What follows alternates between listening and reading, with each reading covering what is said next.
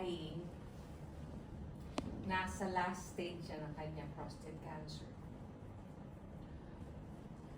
Kaya ako ba gusto ng lalaki na to? Hanggang sa dulo. Pinapasakit ang ulo ko. Oh my gosh. Mas lalong hindi niyo magugustuhan ang narinig ko mula sa family lawyer natin.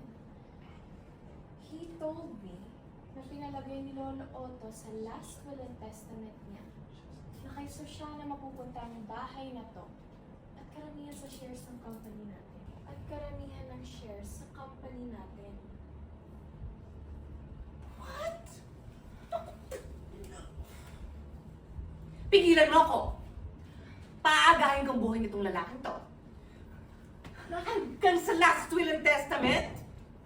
Lola, ano ba? When there's a will, there's a way.